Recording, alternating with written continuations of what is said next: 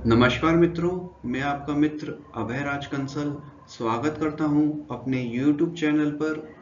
जैसा कि आप सभी जानते हैं, यहाँ हम अपने चैनल पर यूपीएससी और पीसीएस परीक्षाओं की तैयारी के क्रम में अपना पहला विषय लेके चल रहे हैं, जीव विज्ञान, जिसकी अभी तक हमने 5 कक्षाएं कर ली हैं। और आज का हमारा अध्याय है जीवोत्पत्ति एवं कोशिका विज्ञान। और आज का हमारा जो टॉपिक है वो है कोशिका संरचना एवं कोशिकांग। आगे बढ़ने के क्रम में मैं आप सभी से सबसे पहले रिक्वेस्ट करूंगा कि अगर आपने अभी तक मेरे YouTube चैनल को सब्सक्राइब नहीं किया है तो जल्दी से जल्दी उस लाल आइकन बटन को क्लिक कर दीजिए, ताकि मेरा कोई भी YouTube लेक्चर अवेलेबल होता है सबसे पहले उसका नोटिफिकेशन आपके पास आ जाए और अपनी तैयारी के क्रम में आप उस लेक्चर को अच्छे से जल्दी देख सकें और अपनी तैयारी को और अच्छे से कर सकें।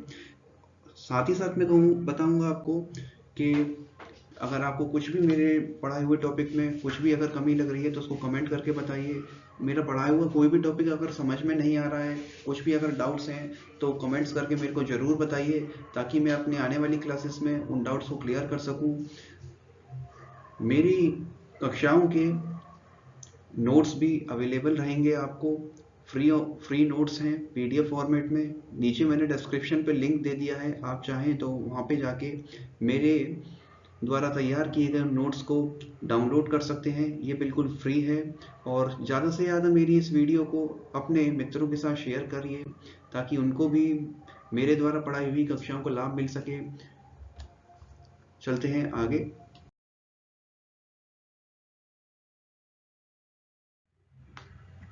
तो मित्रों, बात करते हैं यहाँ पर कोशिका की संरचना की। कोशिका क्या होती है, कोशिका की खोज किसने की थी, इसके बारे में हम लोग पिछले लेक्चर में डिस्कस कर चुके हैं। मैं अपने आई आइकन बटन पे उसका लिंक दे दूंगा, आप चाहें तो वहाँ से जाके मेरा पिछला लेक्चर भी देख सकते हैं। आज हम बात करेंगे कोशिका की संरचना के बारे में, कोशिका के बारे में जानेंगे। जैसे कि हम जानते हैं, कोशिका कोई साधारण संरचना वाली इकाई नहीं होती है। इसको इलेक्ट्रॉन सूक्ष्मदर्शी द्वारा देखते हैं तो हमें पता चलता है कि इसमें कई सारी संरचनाएं होती हैं। इन्हीं संरचनाओं को हम इस कोशिका का अंगक कहते हैं, या थोड़ा संधि विच्छेद करके कहें तो हम इसे कोशिकांग कहते हैं। यही कोशिकांग कोशिका के अंदर पाए जाते हैं। जो यूकैरियोटिक कोशिकाएं होती हैं उनमें थोड़ी कम मात्रा में आपके कोशिकांग पाए जाते हैं। जो बहुत ही महत्वपूर्ण कोशिकांग होते हैं वही पाए जाते हैं। और प्रोकैरियोटिक कोशिकाओं में कुछ ज़्यादा कोशिकांग पाए जाते हैं, जिससे वो जटिल हो जाती हैं। इसके इस प्रोकैरियोटिक और यूकैरियोटिक को मैंने अभी अपने पिछले लेक्चर में बताया था। अभी आगे वाली स्लाइड में भी मैं आपको थोड़ा सा क्लियर करने का प्रयास करूंगा, जिसमें नीली हरी शैवाल और जीवाणु कोशिका के बारे में बताया जाएगा, और जटिल कोशिका पादप कोशिका के बारे में भी थोड़ा सा मैं डिस्कस करूंगा। एक बात ध्यान रखेंगे मित्रों, यहाँ पर हम अपने इस लेक्चर में अपने पॉइंट्स को थोड़ा कम रखेंगे, क्योंकि यहाँ पर कोशिका संरचना के ऊपर, इसके कोशिकांग के ऊपर काफ़ी बड़ा टॉपिक है ये। इसके ऊपर काफ़ी बड़ा लेक्चर बन जाएगा अगर हम एक एक पॉइंट को डिस्कस करने बैठेंगे। मैं आपको थोड़ा सा इम्पोर्टेंट पॉइंट्स पढ़ाऊंगा, और बाकी के जो पॉइंट्स हैं वो नोट्स में मैंने अवेलेबल करा दिए हैं। आप वहाँ से डिस्क्रिप्शन में जाकर उस पीडीएफ को डाउनलोड कर लीजिए और उसका अच्छे से अध्ययन कर लीजिए, उसे याद कर लीजिए, क्योंकि वहाँ पर केवल इम्पोर्टेंट पॉइंट्स हैं और काफ़ी अच्छे वे में उन पॉइंट्स को रेडी किया गया है। उम्मीद करता हूँ आप उनको डाउनलोड करेंगे और जल्दी से जल्दी याद कर लेंगे। बात करते हैं, कोशिका के निम्नलिखित 3 मुख्य भाग होते हैं। पहला बाहरी भाग होता है प्लाज्मा झिल्ली और कोशिका भित्ति। दूसरी होती हैं कोशिका के अंदर रसधानियाँ, या जिन्हें रिक्तिकाएं भी कहा जाता है, वे पाई जाती हैं, वैक्यूल्स कहते हैं जिन्हें। और तीसरा पदार्थ होता है जीव द्रव्य। जी हाँ, यही जीव द्रव्य जिसके बारे में मैंने आपको थोड़ा सा पिछले लेक्चर में बताया था, यहाँ पर हम इसको विस्तार से जानेंगे। क्या होता है जीव द्रव्य, किस प्रकार इसका महत्वपूर्ण रोल है, इसमें क्या क्या पदार्थ पाए जाते हैं, इसको हम यहाँ पर थोड़ा सा विस्तार से पढ़ेंगे। विस्तार से भी मतलब थोड़े इंपॉर्टेंट पॉइंट्स पढ़ेंगे, बाकी मैंने आपको नोट्स में अवेलेबल करा दिया गया है। अगर फिर भी आपको कोई डाउट रह जाता है किसी पॉइंट्स को लेके तो आप मेरे को कमेंट करके जरूर बताएं। उम्मीद करता हूँ आप कमेंट जरूर करके बताएंगे आपको अच्छा लगा, या कुछ अगर कमी रह गई है, कुछ टॉपिक समझ में नहीं आया है तो जरूर कमेंट करके बताइएगा मेरे को। चलते हैं नेक्स्ट स्लाइड पे। जी हाँ, यहाँ बात करते हैं हम अपनी प्रोकैरियोटिक कोशिकाओं के बारे में। इस प्रोकैरियोटिक कोशिका को हमने पिछले लेक्चर में डिस्कस कर लिया था, लेकिन वहाँ पे जो चित्र था वो थोड़ा सा अंग्रेजी में लिखा हुआ था, तो अपने छात्रों की सुविधा के लिए हमने यहाँ पर थोड़ा सा हिंदी माध्यम में कुछ पॉइंट्स को दिखा दिया है। आप इसको थोड़ा सा याद कर लीजिएगा और अच्छे से समझ के नोट कर लीजिएगा। जैसा कि यहाँ पर हम जानते हैं, जो प्रोकैरियोटिक कोशिकाएं होती हैं वो काफ़ी सरल होती हैं। इनमें प्रोकैरियोटिक कोशिकाओं में जो कोशिकांग होते हैं कम मात्रा में होते हैं, जैसे कि केंद्रक, सुस्पष्ट केंद्रक नहीं होता है, बल्कि जो केंद्रक पदार्थ होते हैं वो पूरी कोशिका के अंदर बिखरे हुए होते हैं, जैसे न्यूक्लियाइड्स हुआ, राइबोसोम हुआ। ये कुछ ऐसे मुख्य पदार्थ होते हैं जो प्रोकैरियोटिक कोशिका के अंदर पूरे में बिखरे रहते हैं, और इनमें जो गुणसूत्र भी मात्र एक ही होता है, बल्कि यूकैरियोटिक कोशिकाओं में एक से ज्यादा गुणसूत्र होते हैं। ये कुछ ऐसी खासियतें हैं जिनके कारण प्रोकैरियोटिक कोशिकाओं में कुछ कम ही कोशिकांग पाए जाते हैं, जिनके कारण प्रोकैरियोटिक कोशिकाओं बड़ी तेजी से अपनी संख्या को बढ़ाती हैं। क्योंकि इनमें कुछ ज्यादा अंग होते नहीं है, इसलिए इनको अपना ज्यादा अंग बनाने में समय नहीं लगाना पड़ता। इसी के कारण जो वायरस और जीवाणु हैं, जो प्रोकैरियोटिक कोशिकाएं हैं, वो अपनी संख्या को बड़ी तेजी से, बड़े कम समय में, बड़ी जल्दी से बढ़ाती हैं। यही कारण है इनका कि वायरस और जीवाणु अपने अनुकूल वातावरण पाते ही अपनी संख्या को बड़ी तेजी से बढ़ाते हैं, और बीमारी या कुछ लाभदायक या कुछ हानिकारक जो भी इनके द्वारा फैलाए जाने वाले कारक होते हैं उनको बड़ी तेजी से फैलाते हैं। यहाँ पर जैसे दिखाया गया है, जो प्रोकैरियोटिक कोशिकाएं होती हैं उसमें मुख्यतः प्लाज्मा झिल्ली होती है, लेकिन कुछ प्रोकैरियोटिक कोशिकाएं पादप कोशिकाएं होती हैं। ये कोशिका, इनकी कोशिका कला किसकी बनी होती है प्रोकैरियोटिक में और यूकैरियोटिक में, इसके बारे में हम आने वाली स्लाइड्स में अपना विस्तार से बताएंगे। तो आप धैर्य बनाए रखिए और जो इम्पोर्टेंट पॉइंट्स में हम बता रहे हैं उन इम्पोर्टेंट पॉइंट्स को अपना नोट करते चले जाइए, ताकि आने वाली परीक्षाओं में आपको कुछ परेशानी ना हो। और इन इम्पोर्टेंट पॉइंट्स को हमने अपनी पीडीएफ में भी डाल दिया है, वहाँ पर नोट कर दिया है। आप हमारे डिस्क्रिप्शन में जाके उस पीडीएफ को भी डाउनलोड कर लीजिए और उसका अच्छे से अध्ययन करके उन पॉइंट्स को याद कर लीजिए। चलते हैं अपनी नेक्स्ट स्लाइड की ओर। जी हाँ मित्रों, जैसा कि हमने अपने लेक्चर में डिस्कस करा था जंतु कोशिका और पादप कोशिका के बारे में, हमारे कुछ छात्र मित्रों की थोड़ा सा शिकायत आई थी कि जो वहाँ पे हमने चित्र प्रदर्शित किया था वहाँ पर ये हिंदी की जगह अंग्रेजी लिखा हुआ था, तो उन्होंने कहा था थोड़ा सा दिक्कत हो रही है। मैं अपने यहाँ पे छात्र मित्रों को बताना चाहूँगा, ये जो जीव विज्ञान विषय है इसमें अंग्रेजी शब्दों की ज़्यादा महत्वता होती है, लेकिन फिर भी जितने भी अंग्रेजी से हिंदी माध्यम में शब्द कन्वर्ट हो जाते हैं, हम प्रयास करेंगे उन शब्दों को आपको समझाने का, आपको बताने का, ताकि आप अपनी परीक्षाओं को बिना किसी कठिनाई के पार कर सकें, अपनी तैयारी को अच्छे से कर सकें। फिर भी कुछ शब्द ऐसे हैं जिनका अंग्रेजी से हिंदी में शब्द रूपांतरण करने में उनका कुछ ज़्यादा बदलाव नहीं हुआ है, इसलिए उसको हम उसी रूप में लिखेंगे, जैसे सेंट्रोसोम हुआ, गोल्जी कॉय हुआ, इत्यादि पदार्थ हैं जैसे केंद्रक हुआ, न्यूक्लियस हुआ, इसको हम चेंज कर सकते हैं। तो थोड़ा सा ध्यान रखेंगे मित्रों। जैसे कि यहाँ पर दिखाया गया है जंतु कोशिका और पादप कोशिका का अंतर बताया गया है। यहाँ पर हम देखते हैं जैसे जंतु कोशिका में रिक्तिका पाई जाती है, जंतु कोशिका में रिक्तिका थोड़ी बड़ी होती है, यहाँ पर दिखाई गई है, लेकिन पादप कोशिका में रिक्तिका उससे भी बड़ी होती है। जी हाँ मित्रों, थोड़ा ध्यान रखेंगे, ये जो पादप कोशिका में होती है रिक्तिका जंतु कोशिका से थोड़ी बड़ी होती है, और जंतु कोशिका में जो रिक्तिका होती है वो छोटी होती है। पादप कोशिका में हरित लवक पाए जाते हैं, जंतु कोशिका में हरित लवक नहीं होते। केंद्रक दोनों में ही पाया जाता है। गोल्जी कॉय आपका जंतु कोशिका में पाया जाएगा, सेंट्रोसोम जंतु कोशिका में पाया जाएगा, प्लाज्मा झिल्ली दोनों में पाई जाती है। किंतु सबसे इंपॉर्टेंट होती है कोशिका भित्ति। कोशिका भित्ति केवल और केवल पादप कोशिकाओं में ही पाई जाती है, जंतु कोशिकाओं में नहीं पाई जाती। ये कोशिका भित्ति और प्लाज्मा झिल्ली क्या होती है, इसके बारे में हम अभी थोड़ा सा विस्तार से जानेंगे अपनी आने वाली स्लाइड्स में, आने वाले लेक्चर में।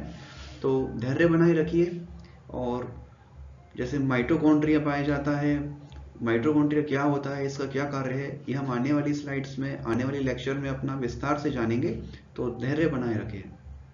देखते हैं नेक्स्ट स्लाइड को। जी हाँ, अब देखते हैं पादप कोशिकाओं को थोड़ा सा विस्तार से। यहाँ पर हमने केवल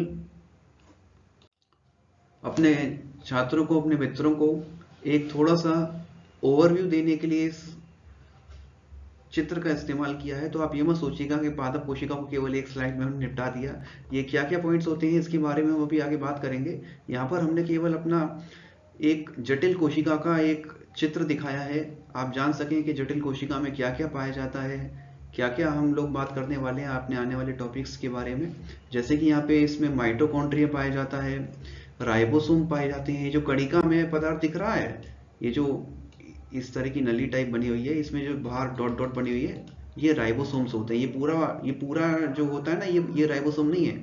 ये जो डॉट डॉट डॉट डॉट बने हुए हैं ना, ये जो कण टाइप चिपके हुए हैं इनसे, ये राइबोसोम्स होते हैं।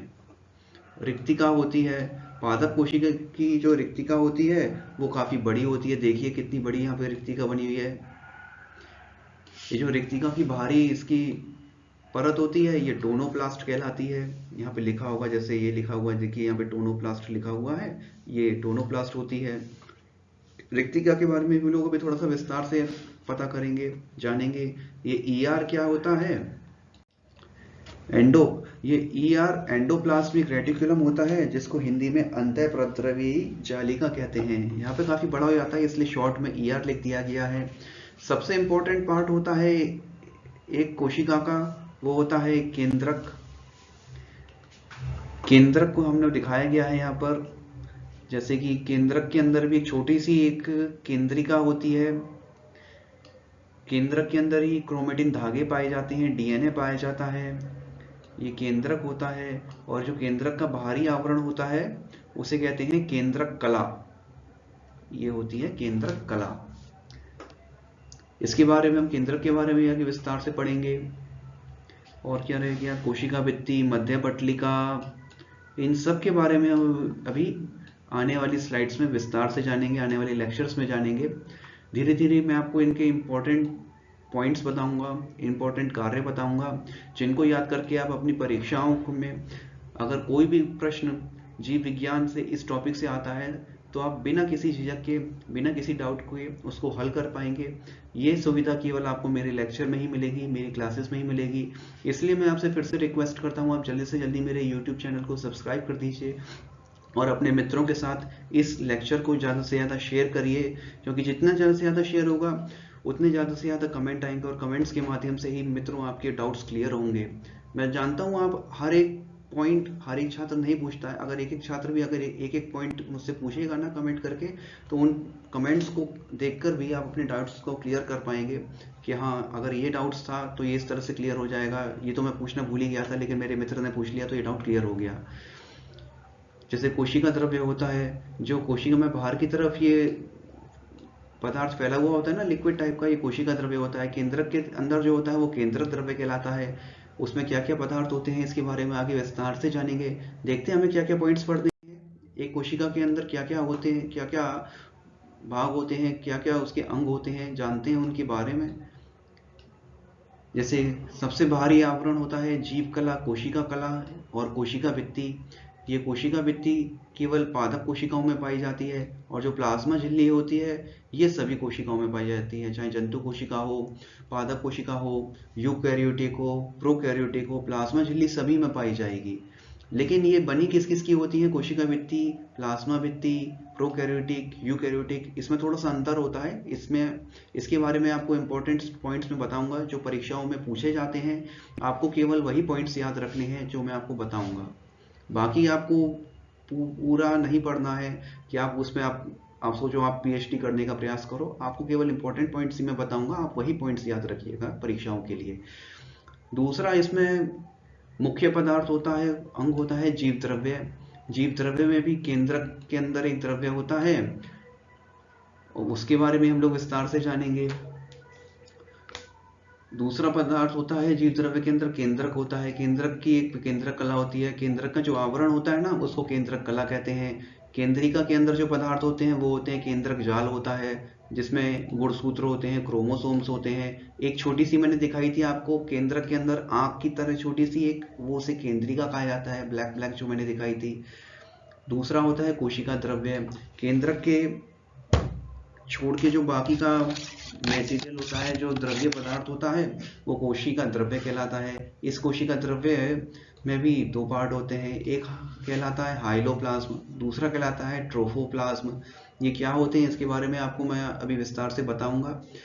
इस हाइलोप्लाज्म में उपापचय के सक्रिय कोशिकांग होते हैं, यानी कोशिका के कुछ ऐसे अंग होते हैं जो सक्रिय रूप में अपना कार्य करते हैं। इसी प्रकार कोशिका के कुछ ऐसे पदार्थ होते हैं जो निष्क्रिय रूप में कोशिका के अंदर उपस्थित रहते हैं। इनका भी इस्तेमाल आने वाले समय में इन सक्रिय कोशिकाओं के द्वारा किया जाता है, या उस जंतु, उस पादप के द्वारा किया जाता है। तो इन निष्क्रिय पदार्थों की भी काफ़ी महत्ता होती है। क्या महत्ता होती है, क्या होते हैं, इसके बारे में आपको विस्तार से बताऊंगा।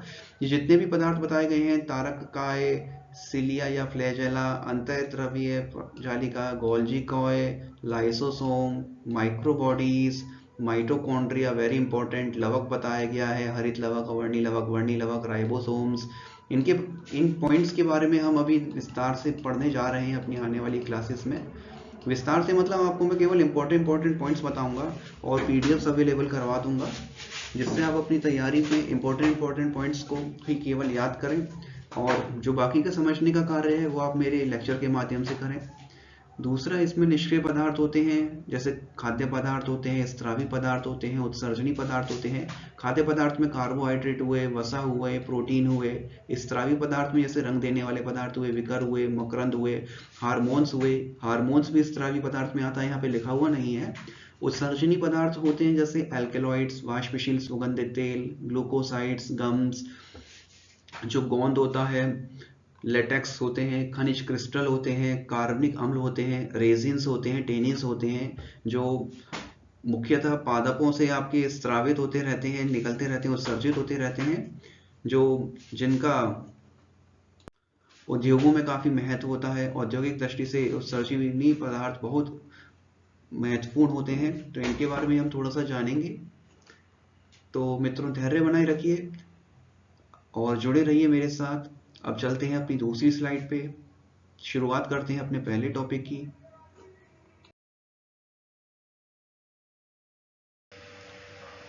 तो चलिए बात करते हैं हम अपने पहले टॉपिक की। कोशिका संरचना में जो हमने बात करी थी, हमारा पहला टॉपिक था कोशिका भित्ति और प्लाज्मा झिल्ली। इस स्लाइड पे हम बात करेंगे प्लाज्मा झिल्ली के बारे में, जो बहुत ही महत्वपूर्ण झिल्ली होती है। ये प्लाज्मा झिल्ली जंतु कोशिकाओं में जीव द्रव्य के चारों ओर और वनस्पति कोशिकाओं में कोशिका भित्ति के बिल्कुल नीचे एक दोहरी दीवार की झिल्ली होती है मित्रों। इसे जीव कला भी कहते हैं, प्लाज्मा झिल्ली कहते हैं, कोशिका कला भी कहते हैं, बायोलॉजिकल मेम्ब्रेन कहते हैं, प्लाज्मा लेमा कहते हैं, कोशिका झिल्ली भी कहते हैं। तो ये इत्यादि इसके नाम हैं, आप चाहें तो इनको नोट कर सकते हैं। अलग अलग किताबों में इनको अलग अलग नाम से बताया गया है, तो आप कंफ्यूज मत होइएगा एग्जाम में, इसलिए इतने सारे नाम आपको यहाँ पर बता दिए गए हैं पहले ही। ये प्लाज्मा झिल्ली बहुत पतली होती है, सजीव होती है, लचीली होती है और अर्ध पारगम्य होती है। जी हाँ, वेरी इंपॉर्टेंट, अर्ध पारगम्य होती है। इसी अर्धपारगम्य गुण के कारण प्लाज्मा झिल्ली कोशिका द्रव्य की एक बाहरी सीमा बनाती है, जो विभिन्न प्रकार के अणु और आयनों के अंदर आने जाने पर नियंत्रण रखती है। ये प्लाज्मा झिल्ली जंतु कोशिका में और वनस्पति कोशिका दोनों में पाई जाती है। बस अंतर इतना होता है, जंतु कोशिका में ये सबसे बाहरी झिल्ली होती है और वनस्पति कोशिका में ये कोशिका भित्ति के नीचे पाई जाने वाली झिल्ली होती है, जिसे प्लाज्मा झिल्ली कहते हैं। प्लाज्मा झिल्ली वसा और प्रोटीन की बनी होती है। इस वसा को हम लोग लिपिड्स भी बोलते हैं, इसलिए अलग अलग किताबों में आपको अगर कहीं पे प्रोटीन और लिपिड मिल जाए तो आप कंफ्यूज मत होइएगा। मैंने आपको बता दिया है, ये वसा जो होता है लिपिड ही होता है एक प्रकार का, जिसकी ये प्लाज्मा झिल्ली बनी होती है। कोशिकाओं की झिल्ली में थोड़ी मात्रा में कार्बोहाइड्रेट भी पाया जाता है। यही वह झिल्ली है जो एक कोशिका के लिए आवश्यक पदार्थों को कोशिका के अंदर आने जाने का माध्यम बनती है, उसको नियंत्रित करती है। इसी नियंत्रण के माध्यम से यह कोशिका द्रव्य में आयनों की सांद्रता के अंतर को बनाए रखने में मदद भी करती है। अपने अर्धपारगम्य गुण के कारण प्लाज्मा झिल्ली कुछ क्रियाओं में सहायता करती है, जैसे पारगम्यता में, परासरण में, विसरण में, सक्रिय आवागमन में, फैगोसाइटोसिस में, पाइनोसाइटोसिस में, साइटोसिस में, प्रोटीन संश्लेषण में, डीएनए रिप्लिकेशन में इत्यादि। ये जो मैंने आपको इतनी सारी चीजें बताई, पारगम्यता, परासरण, विसरण, पारगम्य झिल्ली, अर्धपारगम्य झिल्ली, इसमें ये बहुत छोटे छोटे टॉपिक हैं, इसका जिक्र मैं यहाँ पर नहीं करूँगा, लेकिन इसके लिए मैं एक अलग से अपना लेक्चर बनाऊंगा जो इस वीडियो के बाद में आएगा। कुछ छात्र ऐसे बताए गए हैं हमारी क्लास में जिनको इन छोटी छोटी टॉपिक को समझने में थोड़ा दिक्कत हो रही थी, इसलिए मैंने उनके लिए एक अलग से लेक्चर बना दिया है, तो आप परेशान मत होइएगा। अपना ये परासरण विसरण में अंतर क्या होता है, अंत्य परासरण क्या होता है, बाह्य परासरण क्या होता है, इसकी थोड़ी सी अच्छी जानकारी प्राप्त करने के लिए आप मेरा अगला वीडियो देख लीजिएगा। मैं इस वीडियो के आखिर में एंड में एक लिंक प्रोवाइड करवा दूंगा, डिस्क्रिप्शन में भी उसका लिंक दे दूंगा। आप वहां जाकर इन परासरण, विसरण, पारगम्य, अर्धपारगम्य, अपारगम्य या वर्णात्मक पारगम्य झिल्ली क्या होती है, स्फीति दाब क्या होता है, इनके बारे में एक लेक्चर बना दूंगा। आप वहां उस लिंक से जाके उस वीडियो को देख लीजिएगा और अच्छे से समझ के नोट कर लीजिएगा, और चाहिए तो नोट्स भी डाउनलोड करके रख लीजिएगा। जी हाँ, जो भी इस लेक्चर में आपको मैं पीडीएफ प्रोवाइड करवा रहा हूँ, इसमें ये शॉर्ट्स नोट्स हैं। अगर मैं आपको थोड़ा विस्तार से पढ़ाऊंगा तो पीडीएफ बहुत लंबा हो जाएगा, हमारा वीडियो बहुत लंबा हो जाएगा, इसलिए मैंने यहाँ पर ये आपको केवल कुछ पॉइंट्स ही बताए हैं। अगर आपको हमारे थोड़ी विस्तृत जानकारी चाहिए इस टॉपिक की, तो आप हमारा डिस्क्रिप्शन में से पीडीएफ डाउनलोड कर लीजिएगा, उसमें आपको फुल नोट्स मिल जाएगा हमारे इंस्टीट्यूट के द्वारा तैयार करा हुआ। आप उसको डाउनलोड करिएगा, पीडीएफ दोनों में ही रहेगा, पीपीटी का भी पीडीएफ रहेगा और नोट्स का भी पीडीएफ रहेगा। आप नोट्स वाला पीडीएफ जरूर ध्यान से डाउनलोड कर लीजिएगा और अपना तैयारी को अच्छे से करिएगा। चलते हैं नेक्स्ट स्लाइड पे। जी हाँ, जैसा कि यहाँ पे दिखाया गया है, एक जीव कला की यहाँ पर इलेक्ट्रॉनिक संरचना दिखाई गई है। ये बाहरी स्तर पे यहाँ पे प्रोटीन स्तर है और इसके अंदर हमारा वसा स्तर है, जो लिपिड स्तर होता है वो यही है। और ये पूरी झिल्ली जो होती है अर्धपारगम्य होती है। यही प्लाज्मा झिल्ली अर्धपारगम्य गुण के कारण एक कोशिका के लिए आवश्यक पदार्थों के अंदर या बाहर आने जाने में नियंत्रण रखती है। जी हाँ, हमारा दूसरा टॉपिक है कोशिका भित्ति। पादप कोशिकाओं में जो जीव द्रव्य होता है वह एक स्त्रावक पदार्थ उत्पन्न करता है जो कोशिका कला पर जमकर एक निर्जीव परत बनाता है। कोशिका कला यानी कि प्लाज्मा झिल्ली पर जमकर एक निर्जीव परत बनाता है। ध्यान दीजिएगा, एक निर्जीव परत, यानी कि जो कोशिका भित्ति होती है वो निर्जीव होती है। इस निर्जीव परत को ही कोशिका भित्ति कहते हैं। यह सामान्य रूप से सेलुलोज नामक पदार्थ की बनी होती है। जो हमारी कोशिका भित्ति होती है वो सेलुलोज की बनी होती है। पर थोड़ी सी इंपॉर्टेंट पॉइंट्स हैं, आप इनको नोट कर लीजिएगा। मैं बताता हूँ आपको, जो हमारी प्रोकैरियोटिक कोशिकाएं होती हैं, जो प्रोकैरियोटिक कोशिकाएं होती हैं, उसकी कोशिका भित्ति सेलुलोज की ना होकर पेप्टिडोग्लाइकेन की बनी होती है। जी हाँ, आप नोट कर लीजिएगा। जो प्रोकैरियोटिक कोशिकाएं होती हैं उसमें कोशिका भित्ति पेप्टिडो ग्लाइकेन की बनी होती हैं।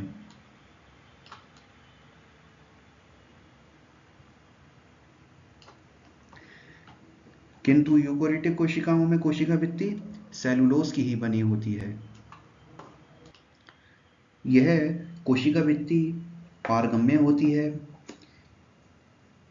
सामान्य रूप से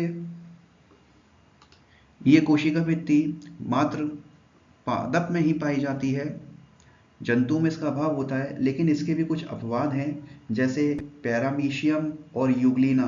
इनकी कोशिकाओं के चारों ओर प्रोटीन की एक निर्जीव परत होती है। जी हाँ, आप नोट करना चाहें नोट कर लीजिएगा। कुछ अपवाद हैं जंतुओं के जिनमें कोशिका भित्ति पाई जाती है, वो हैं पैरामीशियम और यूग्लिना। एग्जाम के पॉइंट ऑफ व्यू से बहुत इंपॉर्टेंट है, आप इसको नोट कर लीजिएगा। यह कोशिका भित्ति जो होती है, जो पादपों में पाई जाती है, यह मोटी, मजबूत, छिद्रयुक्त और निर्जीव होती है। जैसा कि मैंने आपको बताया था, निर्जीव होती है। कोशिका भित्ति कोशा विभाजन की अंतरावस्था के समय अंतःप्रद्रव्यीय जालिका यानी कि एंडोप्लाज्मिक रेटिक्यूलम की छोटी छोटी नलिकाओं द्वारा बनती है। किसी भी कोशिका भित्ति को हम 4 भागों में बांट सकते हैं। वे हैं प्राथमिक कोशिका भित्ति, द्वितीयक कोशिका भित्ति, तृतीयक कोशिका भित्ति और मध्य पटल। आइए जानते हैं इनके बारे में। बात करते हैं अपनी प्राथमिक कोशिका भित्ति के बारे में। ये प्राथमिक कोशिका भित्ति कोशिका की सबसे बाहरी भित्ति होती है। यह केवल सेलुलोज की बनी होती है।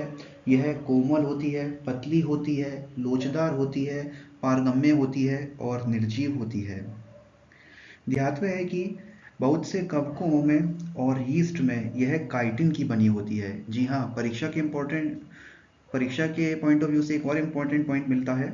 यह कवकों में और यीस्ट में सेलुलोज की ना होकर काइटिन की बनी होती है। इसको आप नोट कर लीजिएगा, बहुत इंपॉर्टेंट पॉइंट है।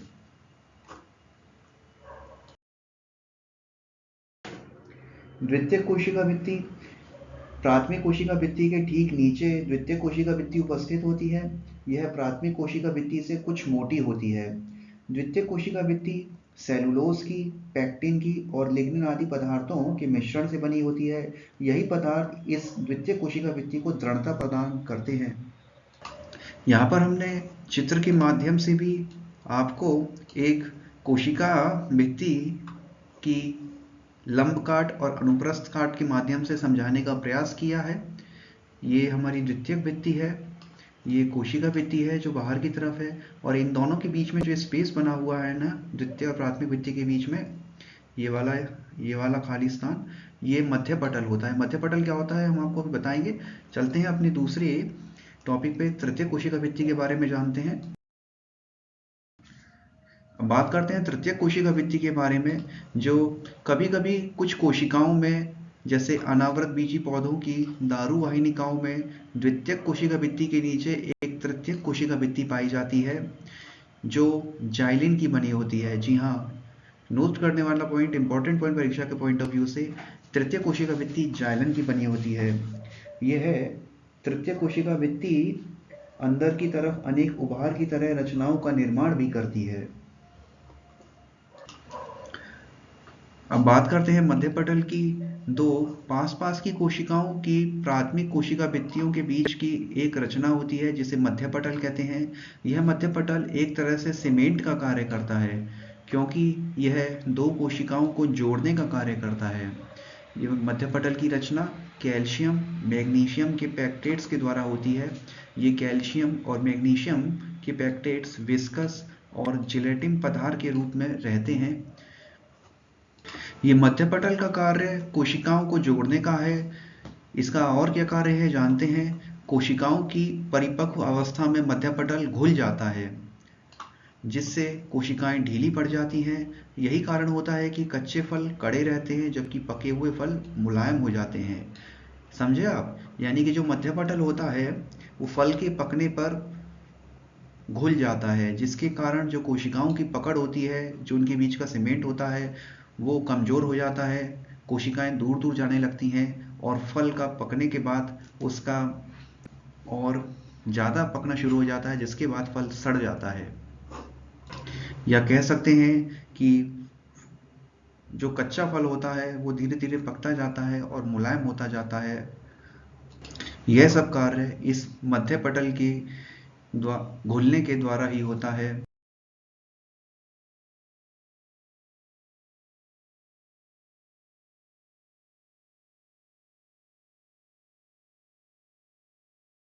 अब बात करते हैं अपने दूसरे टॉपिक की, जो है राजधानियाँ या रिक्तिकाएं या वैक्यूल्स। जैसा कि हम लोग जानते हैं, जो तरुण यानी कि नई कोशिका होती है, उसमें कोशिका कला यानी कि प्लाज्मा झिल्ली के अंदर की सारी जगह में कोशिका द्रव्य भरा रहता है। किंतु जैसे जैसे कोशिका का आकार बढ़ता जाता है, उसमें विभिन्न आकारों के अनेक स्थान कोशिका के अंदर उत्पन्न हो जाते हैं, जिन्हें रसधानियां कहते हैं। ये रसधानियां या रिक्तिकाएं विभिन्न आकारों की होती हैं। प्राय तरुण कोशिका में इनका आकार छोटा होता है और संख्या अधिक होती है, जबकि परिपक्व कोशिका में इनका आकार काफी बड़ा होता चला जाता है और संख्या कम हो जाती है। जानते हैं कैसे?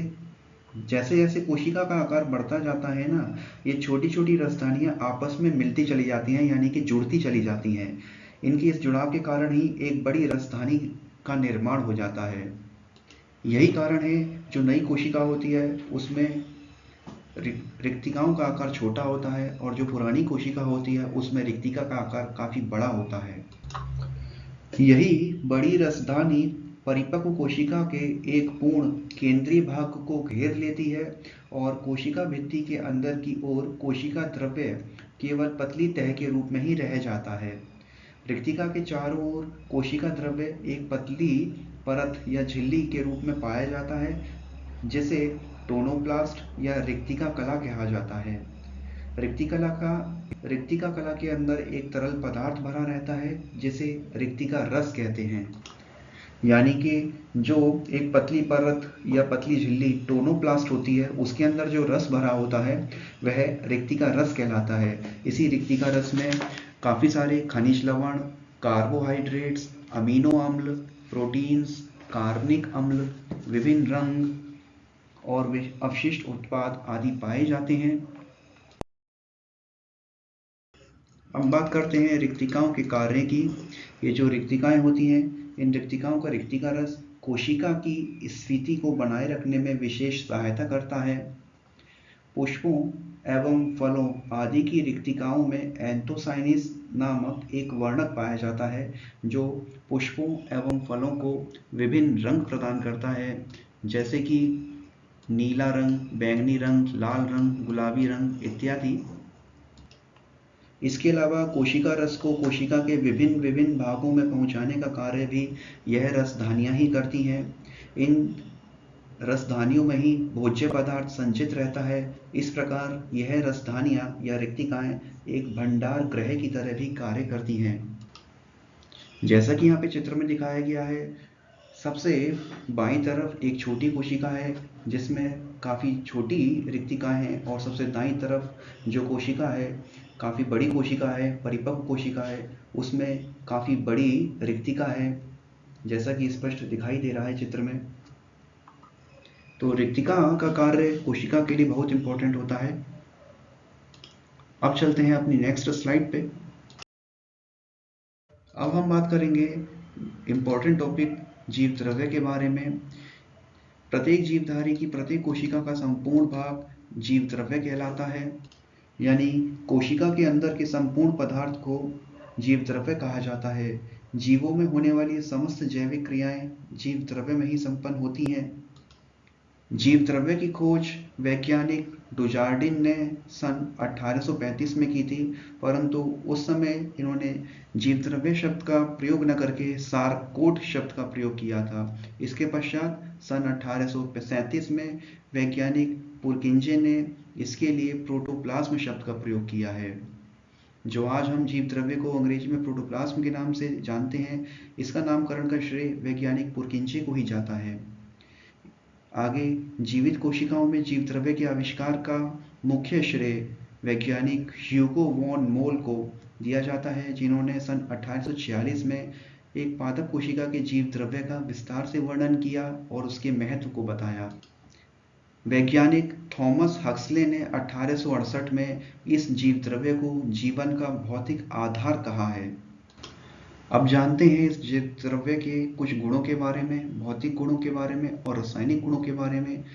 देखते हैं भौतिक गुण। जीव द्रव्य रंगहीन, अर्धपारदर्शक और अर्धतरल पदार्थ होता है।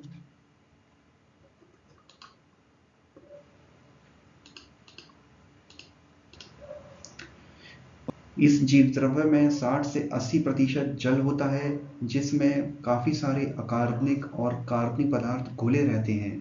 जीव द्रव्य में बहुत सी छोटी छोटी कणिकाएं पाई जाती हैं, बूंदें पाई जाती हैं, रिक्तिकाएं पाई जाती हैं तथा विभिन्न आकार की रचनाएं पाई जाती हैं। जीव द्रव्य बाह्य उद्दीपनों के प्रति काफी संवेदनशील होता है। उद्दीप्त करने पर यह जीव द्रव्य सिकुड़ने लगता है, परंतु उद्दीपक को हटाते ही वह फिर फैलने लगता है। इसके अलावा जीव द्रव्य में घुलित अनेक पदार्थ जैसे शक्कर, नमक और खनिज लवण या तो आयन के रूप में होते हैं या अणु के रूप में होते हैं। इस प्रकार जो घोल तैयार होता है उसको क्रिस्टलीय घोल कहते हैं। इस जीव द्रव्य में ही घुले हुए अनेक कार्बनिक पदार्थों जैसे प्रोटीन, वसा के कण अणुओं से काफी बड़े होते हैं, क्योंकि यह अणु समूहों में जुड़े हुए होते हैं। इस प्रकार के घोल को कोलाइडल घोल कहा जाता है और उसमें घुलित कणों को कोलाइड्स कहा जाता है। इससे स्पष्ट होता है कि जीव द्रव्य एक क्रिस्टलीय कोलाइडल घोल होता है। यह कोलाइडल घोल दो अवस्थाओं में पाया जाता है जो एक दूसरे में आसानी से बदल जाते हैं, जो है सॉल और जेल। जी हाँ, जीव द्रव्य दो अवस्थाओं में पाया जाता है, एक तो सॉल अवस्था में और एक जेल अवस्था में, जो एक दूसरे में बदलते रहते हैं। जानते हैं कैसे?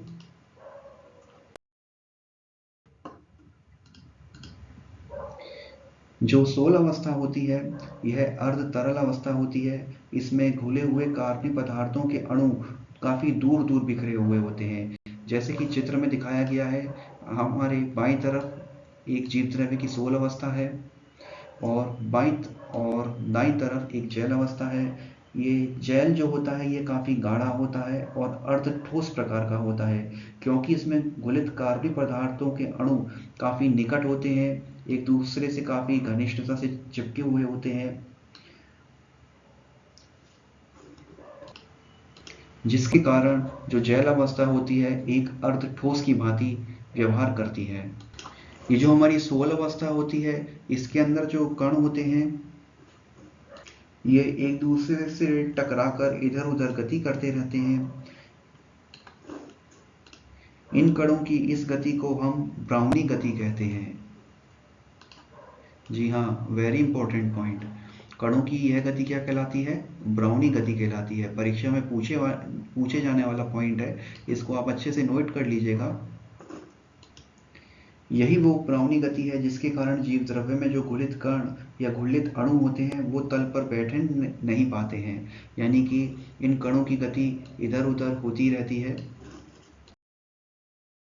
बात करते हैं जीव द्रव्य के रासायनिक गुण के बारे में।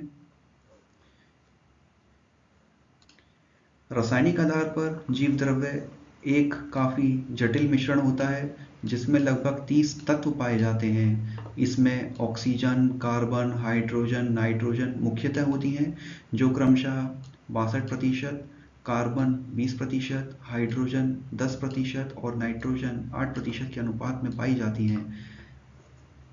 शेष पदार्थ जैसे सोडियम, पोटेशियम, कैल्शियम, लोहा, सल्फेट आदि पदार्थ भी सूक्ष्म मात्रा में पाए जाते हैं। इनके अलावा जीव द्रव्य में कार्बनिक और अकार्बनिक पदार्थ भी घुले हुए होते हैं। वे किस किस मात्रा में घुले होते हैं या लगभग किस मात्रा में जीव द्रव्य में पाए जाते हैं उसका विवरण नीचे सारणी में दिया गया है। जैसे प्रोटीन 7% होते हैं, लिपिड्स 1% पाया जाता है। लिपिड्स यानी कि वसा 1% होता है, कार्बोहाइड्रेट्स 1% होते हैं, अकार्बनिक पदार्थ भी 1% होते हैं, डीएनए आरएनए भी पाया जाता है। जीव द्रव्य में कुछ मात्रा में डीएनए आरएनए भी मौजूद रहते हैं, जिनके बारे में हम आगे विस्तार से जानेंगे। चलते हैं अपनी नेक्स्ट स्लाइड पे। मित्रों, अब बात करते हैं जीव द्रव्य के भाग के बारे में। जैसा कि दिखाया गया है, जीव द्रव्य के निम्नलिखित 2 भाग होते हैं। वे हैं कोशिका द्रव्य और केंद्रक। आइए जानते हैं। जीव द्रव्य का वह भाग जो कोशिका के अंदर होता है तथा केंद्रक के बाहर होता है वह कोशिका द्रव्य कहलाता है। जी हाँ, जैसे हमारी एक कोशिका है, इसके अंदर जो केंद्रक है एक छोटा सा, और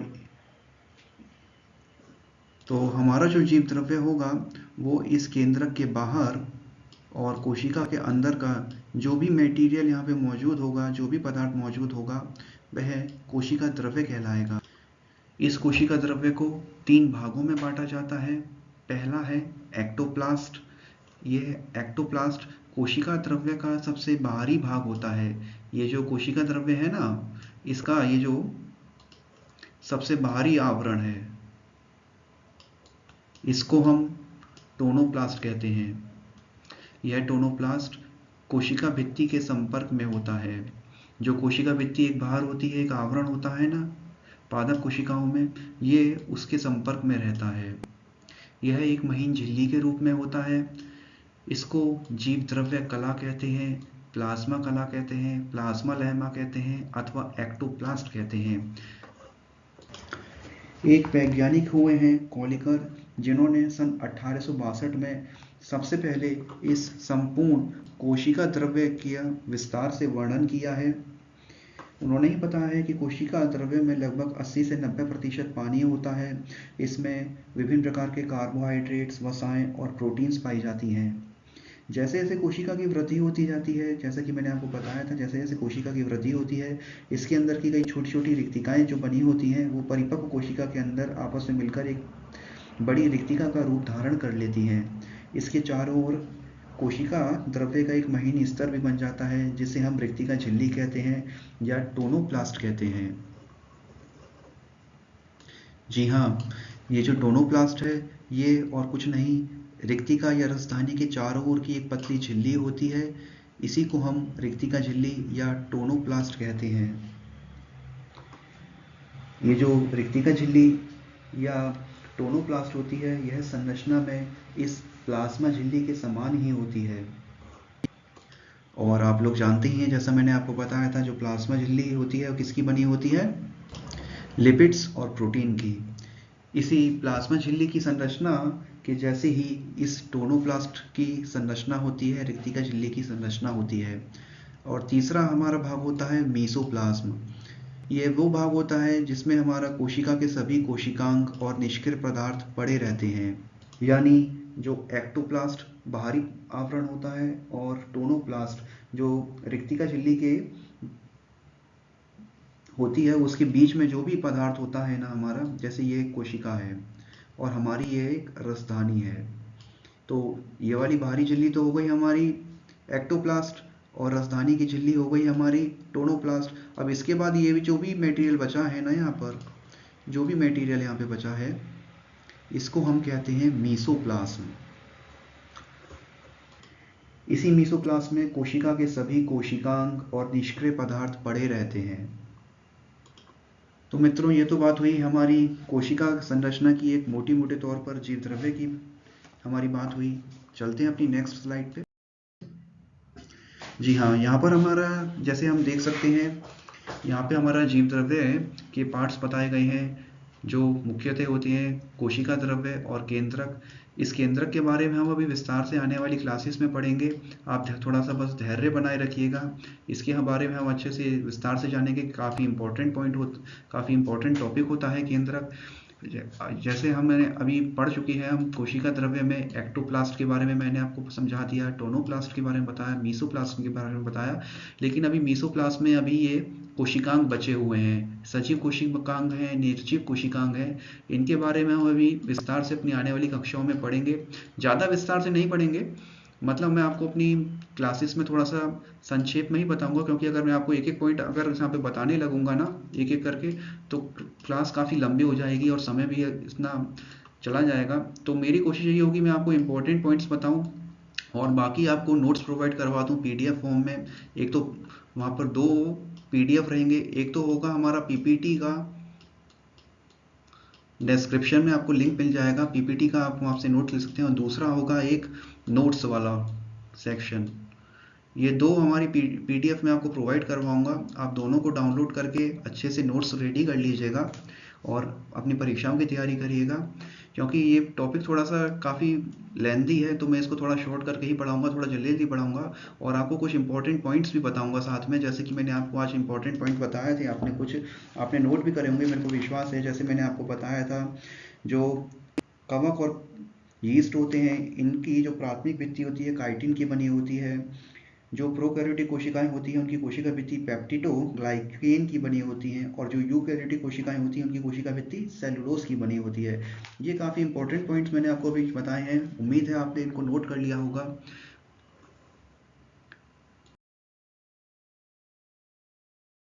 कैसा लगा कमेंट करके ज़रूर बताइए, क्योंकि आपका एक कमेंट मेरे को खूब मोटिवेट करेगा।